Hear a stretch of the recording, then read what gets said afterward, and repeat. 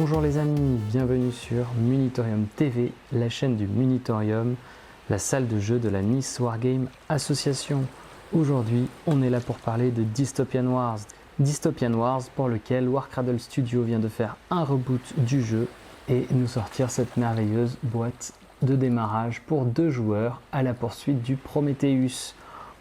Soyons clairs, c'est pas un jeu pour lequel on était allé pour les règles, elles étaient relativement lourdes, on a testé la V1, on a testé la V2, on a testé leurs règles light qu'ils avaient sorti un petit peu après la V2, c'était pas forcément très plaisant à jouer, on gérait un petit peu trop de choses, donc j'espère que de ce côté-là ils ont réussi à s'améliorer, mais par contre c'était vraiment un jeu pour lequel on allait pour les figurines, c'était vraiment magnifique. Et voilà les amis, voilà donc cette merveilleuse boîte qu'on va ouvrir aujourd'hui. Donc c'est très beau, c'est très propre, ça donne quand même envie d'ouvrir, hein. Le design est sacrément bien foutu, je suis assez fan de tous les effets de lumière sur les vaisseaux. Il y a vraiment de l'action qui se dégage de ce dessin, donc on est parti, hop. Donc cette belle boîte, donc vraiment sympa, hein, ça fait très propre, hein. Ça fait vraiment...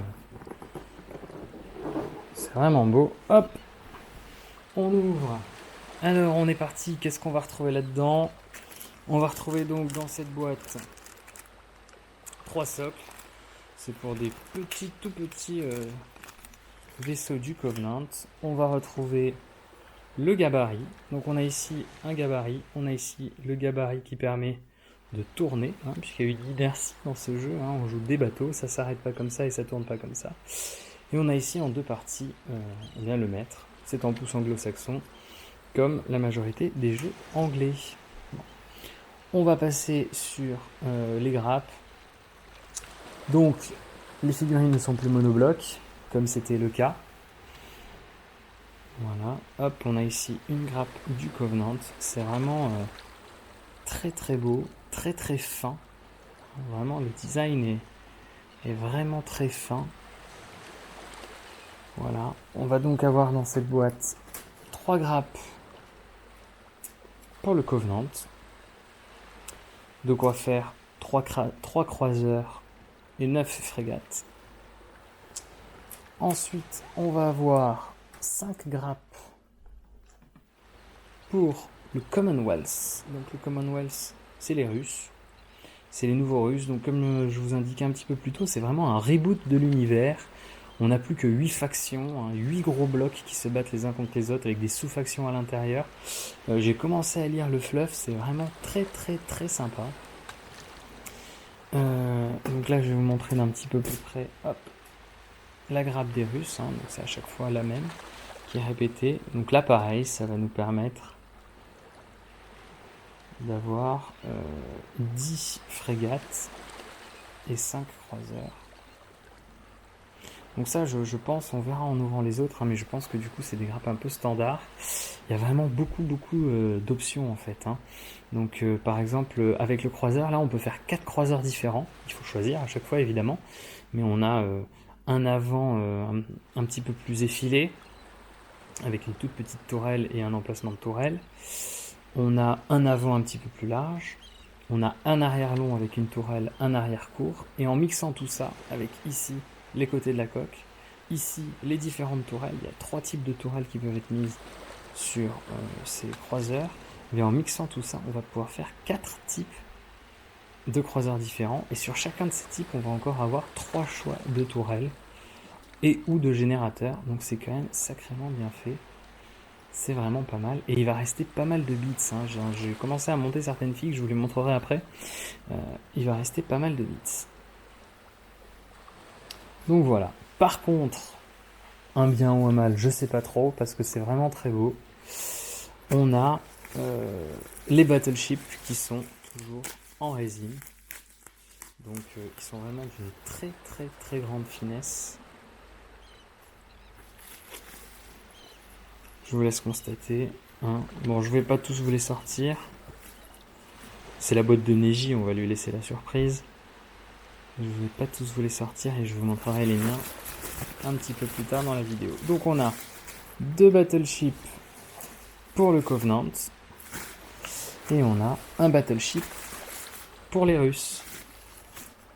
Ensuite on va avoir des tokens Donc les tokens iceberg, les tokens qui vont servir au jeu, hein, donc il y en a certains pour différencier les navires. Voilà, donc c'est propre, hein, c'est vraiment des petits tokens en carton bien épais. Et on va avoir la campagne. Donc ça c'est le petit livret de campagne et le livret de règles. Donc j'ai feuilleté les règles, je vous ferai une vidéo dessus. Ça a l'air beaucoup plus fluide. Voilà, hop, si on prend le livre de règles, hop, si ça peut vous donner un ordre d'idée, ça ce sont les règles. Et ça va être le fluff. Alors au niveau des règles, elles ont l'air beaucoup plus fluides, hein, donc il va falloir tester tout ça, c'est pas encore le cas. Il y a des petits changements, mais je vous en parlerai quand je traiterai les règles un petit peu plus tard. C'est un beau petit bouquin. Le fluff est vraiment super sympa. Il y a des petites nuances par rapport à ce qu'on connaissait, notamment avec la création de ces 8 grandes factions. Il y a de quoi lire, hein. Il y a vraiment plusieurs dizaines de pages de fluff. C'est vraiment très très agréable à lire. Voilà, le fluff il commence à la page 83. Voilà, jusqu'à 140. Hein. Donc quasiment 100 pages de fluff. C'est vraiment vraiment vraiment pas mal fait. Voilà. Ensuite, une chose que j'ai vraiment appréciée à la lecture des règles, ce sont les dés spéciaux qu'ils ont créés. Donc on n'est pas obligé de les avoir, hein. On peut très bien jouer avec des D6, hein, puisqu'il y a un tableau de concordance. Vous avez la face qui fait une seule touche, vous avez ensuite la face qui fait 2 touches, la face qui fait le 6 explosif, donc il y a toujours des 6 explosifs dans ce jeu. Hein. Donc un 6, non seulement il pose 2 touches, mais en plus il permet d'avoir un dé additionnel. Vous avez ensuite une face blanche, que vous soyez en attaque ou en défense, elle ne vous servira à rien. Et enfin, vous avez une phase qui fait une défense, donc qui va annuler une touche adverse, et une phase qui vous permet de faire 2 défenses pour annuler 2 touches adverses. C'est le même dé que vous attaquiez, que vous défendiez, et c'est des petits dés vraiment qui sont très sympas. Moi j'aime bien les petits dés comme ça, c'est plus facile à manier, donc c'est vraiment super cool. Ensuite, autre chose qui est vraiment très très très agréable, ce sont les dés de critique. Donc il y a toujours des critiques, des dégâts critiques, hein, dans ce jeu. Et là en fait vous allez lancer le dé, chaque symbole va correspondre à un dégât critique et il suffira de prendre le dé et de le poser à côté de votre navire pour pouvoir savoir ce qu'il a. Alors ça c'est génial parce que franchement jouer à Disto, moi je me souviens que j'étais allé en pharmacie pour demander un énorme pilulier pour pouvoir gérer les dizaines de tokens que j'avais dans l'ancienne version. Et ça a l'air de s'être beaucoup calmé, et ça quand même pour la lisibilité du jeu et le plaisir de jeu, ne pas avoir des tokens partout sur la table, je pense que ce sera un plaisir. Et là encore on en reparlera quand on traitera des règles du jeu. Hop. Et enfin on a 2 paquets de cartes. Alors là aussi j'en reparlerai lorsque je parlerai des règles du jeu. Mais en fait ces paquets de cartes, on va jouer avec tout au long de la partie, et chacune des cartes, elle va vous permettre soit de marquer des points de victoire supplémentaires, sachant que l'objectif principal de la mission, c'est ce qui vous rapportera le plus gros des points quand même, hein, mais vous pouvez avoir des petits points additionnels que vous allez cumuler tout au long de la partie en jouant les cartes, soit elles vont vous permettre d'avoir un bonus, donc un bonus sur un jet de dés, sur une phase du jeu. Donc c'est plutôt sympa ce système où finalement on perd des points de victoire potentiels pour gagner un bonus en jeu, donc il y aura des choix à faire. Donc ça sera, je pense, assez agréable. En tout cas, le concept, moi, me plaît bien. Donc voilà, j'ai fait un petit peu le tour de ce qu'il y avait dans la boîte. Et puis je vais vous montrer d'un peu plus près les navires que j'ai déjà commencé à monter. Et je vais aussi vous les comparer avec ce qu'on avait avant.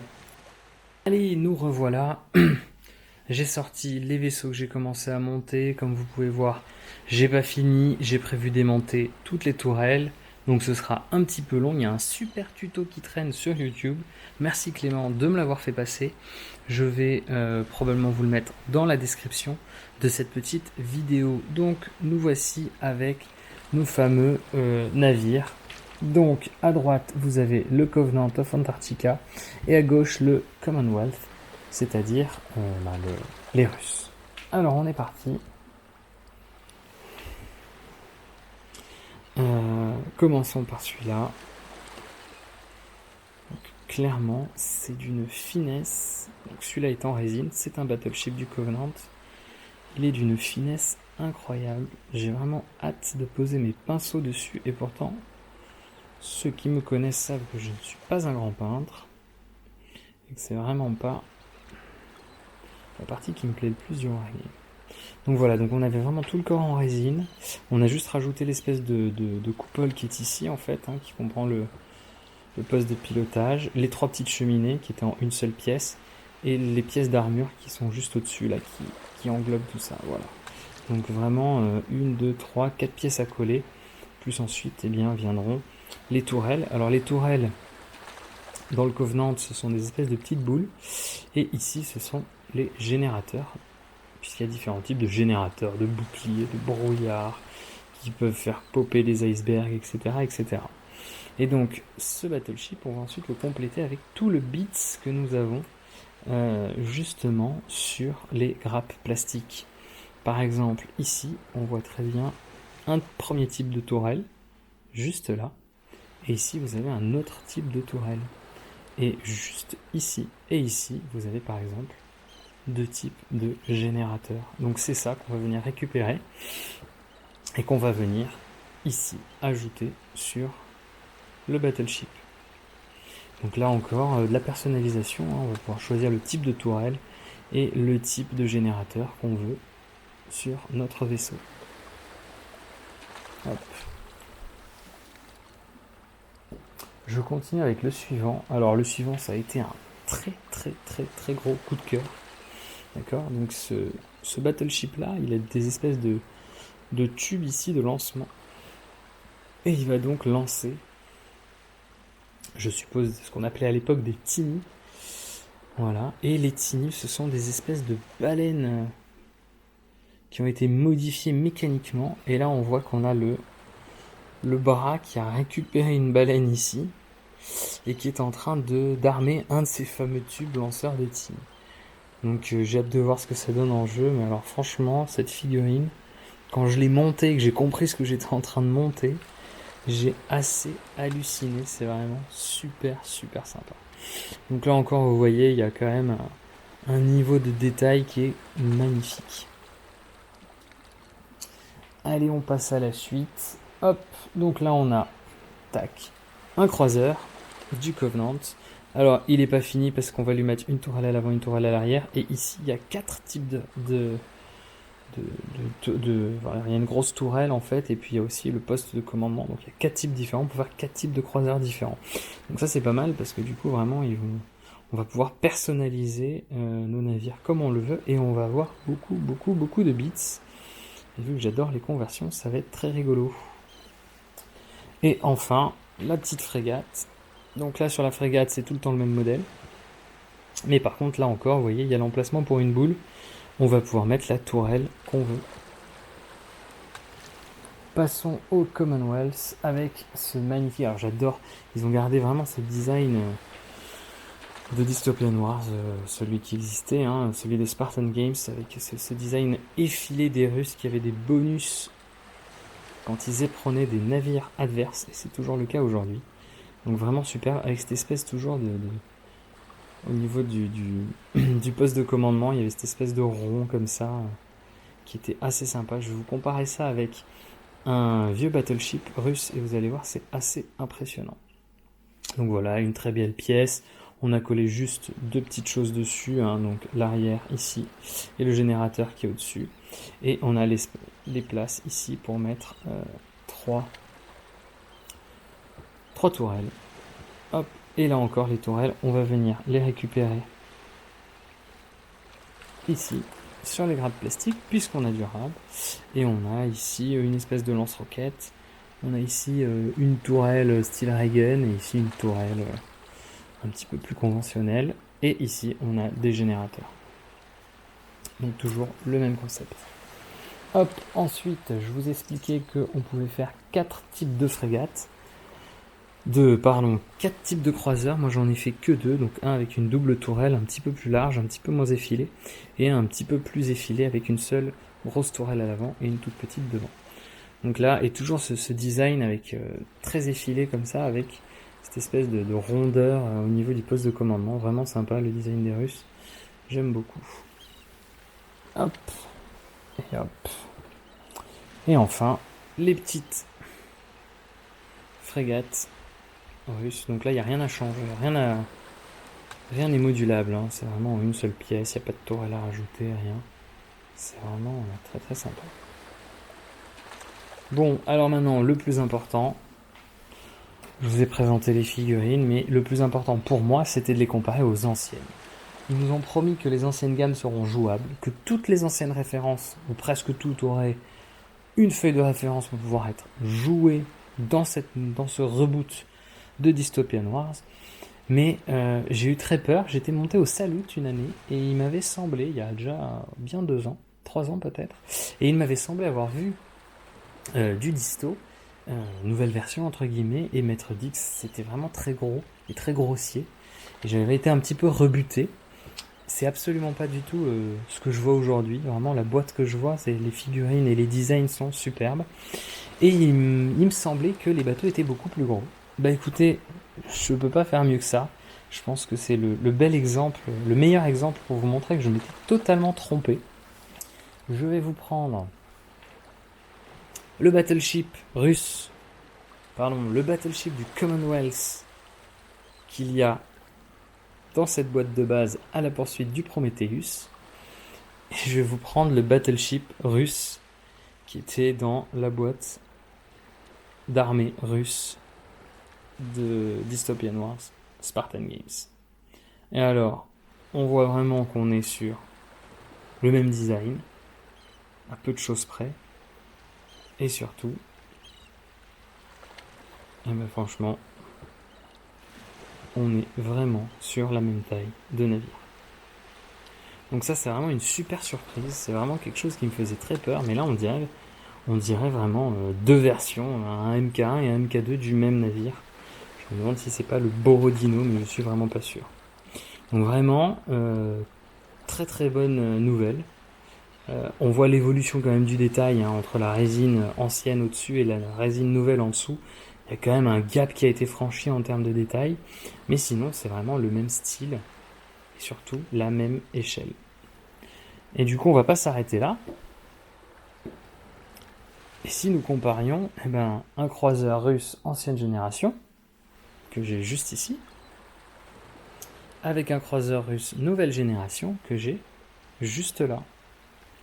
Et bien là, pareil, très bonne nouvelle, c'est identique en fait. C'est juste identique. Donc vraiment, je suis très très content de ça, puisque du coup, les anciennes flottes ne vont pas faire ridicule. Ça aurait pu être juste un coup de com' de dire oui, vous pouvez jouer les anciennes. Et bon, s'il y avait eu une grosse différence d'échelle, etc., ça aurait vraiment fait ridicule sur une table de jeu. Et là, c'est vraiment, vraiment sympa. Alors, je pourrais vous comparer également une frégate, mais les frégates russes à l'époque, c'était ces espèces de disques. Donc ça va être compliqué de vous la comparer à la nouvelle. Là, les nouvelles petites frégates russes, elles ont vraiment le design de l'armée, c'est vraiment sympa. Mais du coup, ce que je peux faire, c'est vous comparer une frégate russe à une frégate qui était un destroyer, donc une frégate lourde française, qui est ici le Chevalier.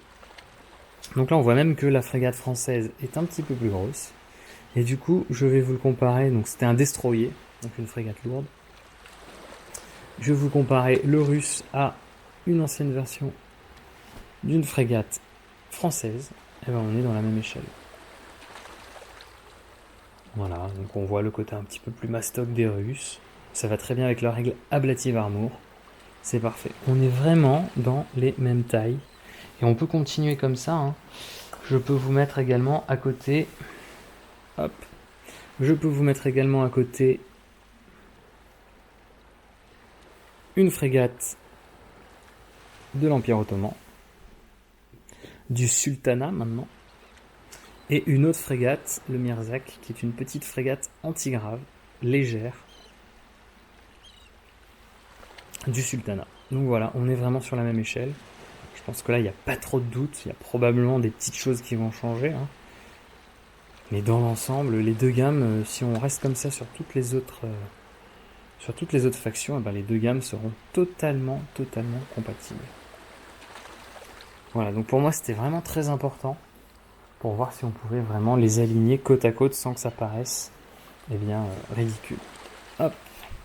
Donc voilà, on va faire la même chose avec le Covenant. Alors moi j'ai pas de Covenant ancienne version, mais si je compare, hop, une frégate du Covenant avec une frégate du Sultanat, eh ben ça match, quoi. Ça match.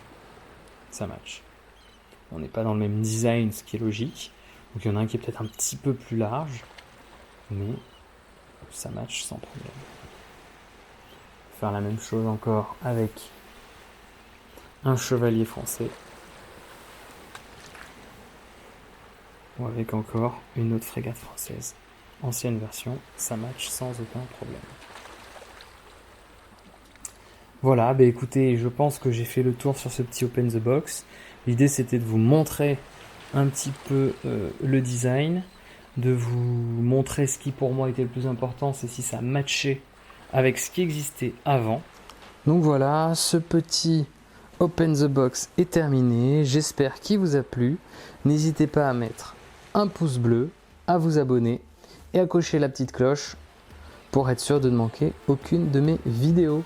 Prochaine vidéo sur Disto, eh ben, il va bien falloir tester les règles maintenant.